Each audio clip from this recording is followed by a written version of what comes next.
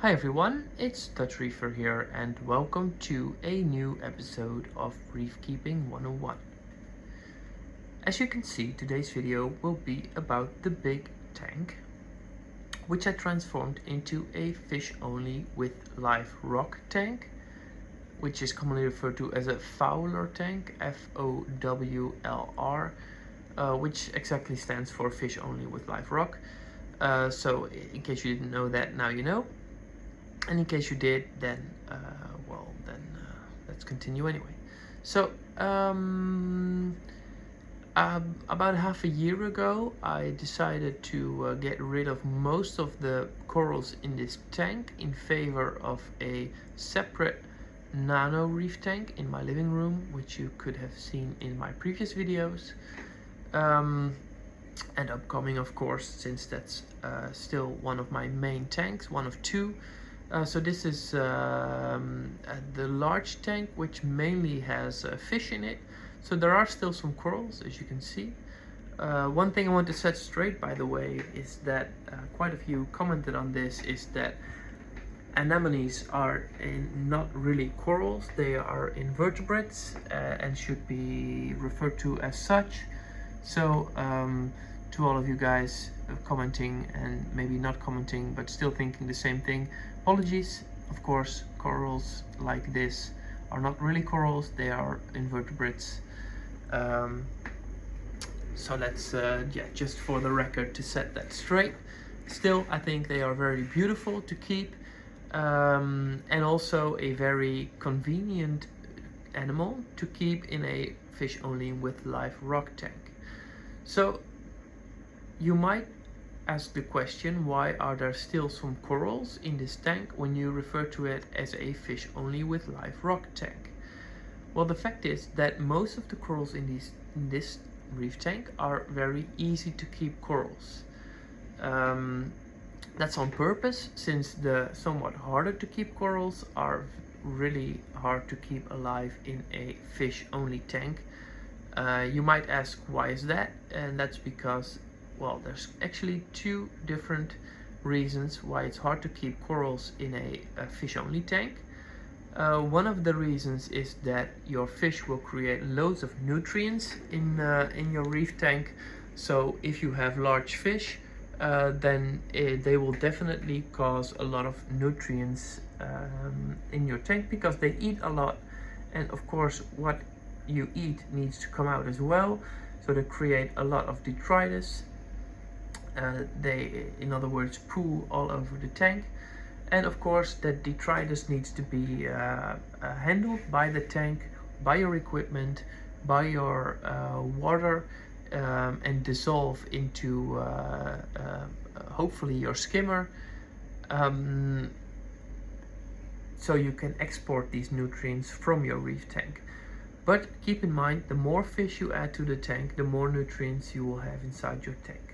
So in fact, and I've seen this with a good friend of mine, the less fish you have in your tank, the easier it is to keep your nutrients under control and in check.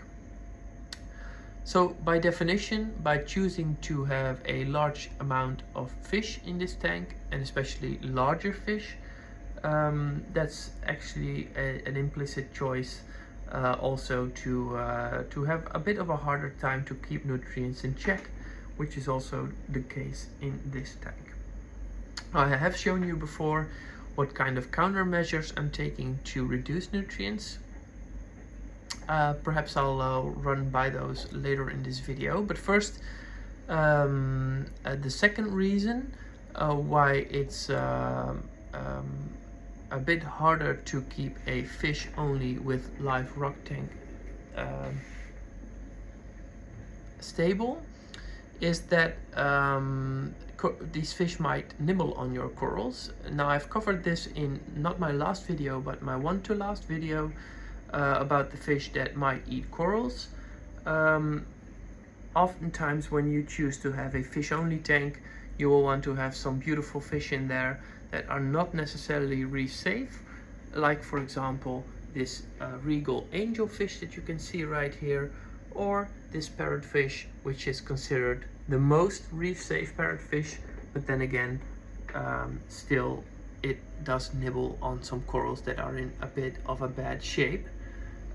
So for example, your nutrients are quite high, your coral will struggle, your struggling coral will be mistakenly seen by this parrotfish for a dying coral, and the parrotfish will start cleaning it, eating it, and eventually it's a vicious cycle where the coral will eventually die.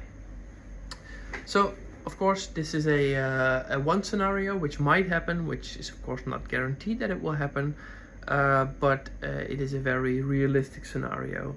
So having a fish only tank, other than nutrients, is the fact that you might have some fish that develop a taste or have a taste for the corals that you have inside your tank. So the next question that raises is, what kind of corals can you keep in a tank that has mainly fish in it? Well, I want to run you by a couple of those which I have seen doing very well over the past year, so you can have some inspiration on what kind of corals you can safely buy without causing a big issue of the corals dying or the fish eating them.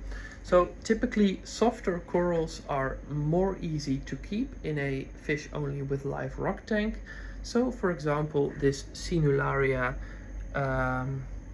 which is also, no, I think this is called a cabbage coral, Sinularia dura, I think. But there's also various other kinds of Sinularia, Sinularia flexibilis, for example, which is somewhat more of a wavy coral.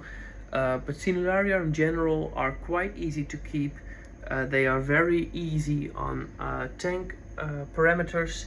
They will actually consume some of the nutrients that are inside your tank, so they thrive on a bit of nitrates and phosphates. And for example, this is one of a very beautiful toxic green Sinularia dura, but there's also more common variants, like for example this skin colored or more kind of pinkish, brownish, purplish Sinularia that's also doing very well. And if you look closely, you can see that it has exactly the same structure, but just the color is a bit different. Very different, you might say, because this one really stands out and this one doesn't really stand out at all. But still, it's a very nice and forgiving coral, which will in turn reduce some of the phosphates and nitrates in your tank. So that's a very good compromise. Then of course there's this green star polyp, which is also a softer coral. This is actually a very forgiving coral, which is also very beautiful to keep. So as you can see, it's covering the entire back wall of the overflow box here, and it's yeah, it has been doing well since day one actually. So you can't really destroy this coral. It's a very beautiful coral and very easy to keep. Doesn't mind your tank parameters at all, I might say. And I have another patch which started out as a very small patch, just I think a couple of square centimeters a year ago, and in the meantime has grown to a large 10 square centimeter patch.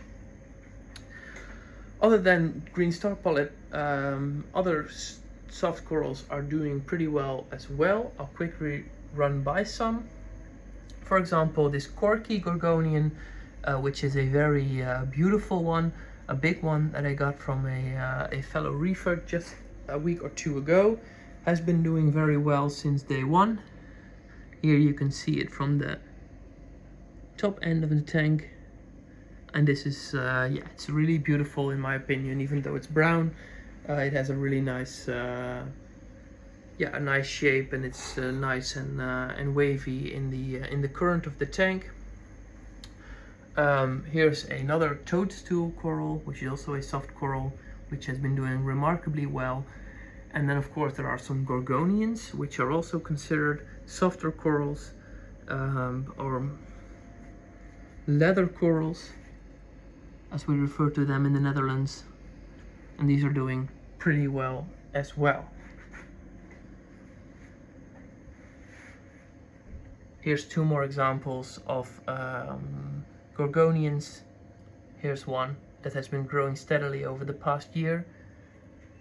And here's another one which has also been growing significantly over the past year.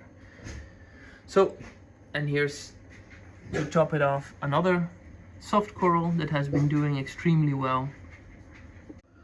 Now I had to look up the name for this coral for you. This is, in Dutch we would call this a devil's claw, but it's a lobophytum, which is also a type of soft coral which really thrives on somewhat higher nutrients because it absorbs them. Now generally, when you have a fish only with live rock tank, you should stay away from SPS because they are the most hard corals to keep in a tank that has high nutrients.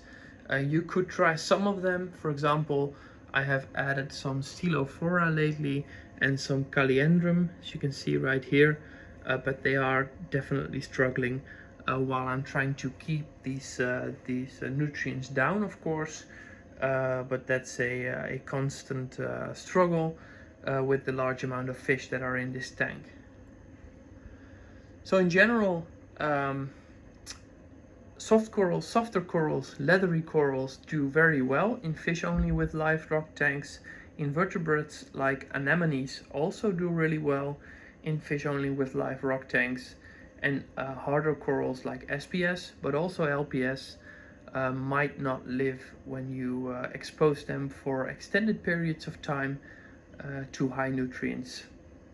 Now, of course, there are various methods of keeping your nutrients down.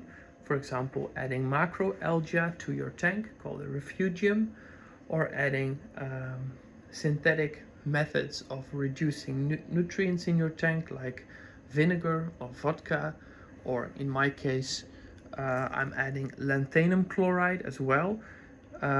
This is a very you should take some caution with adding lanthanum chloride. There are some products on the market which contain lanthanum, but they are to be used very carefully since they can reduce phosphates really quickly in your reef tank, so you should be cautious in using these products.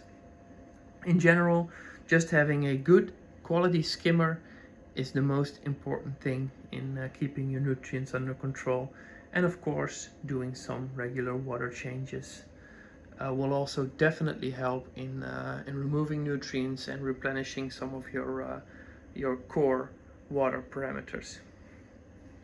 So that's what I wanted to tell you today about keeping a fish only with live rock tank. I hope you enjoyed the video, the images, the fish, and some of the explanations that I've tried to give you along the course of this video.